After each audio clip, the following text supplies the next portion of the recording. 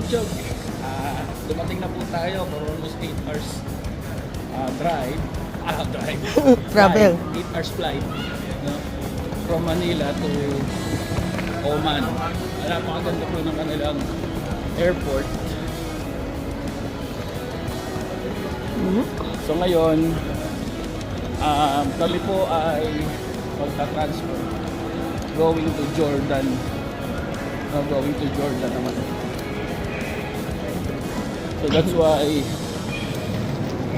na-delay kami ng mga 1 hour ang flight. That's why medyo nag-ahabol ngayon.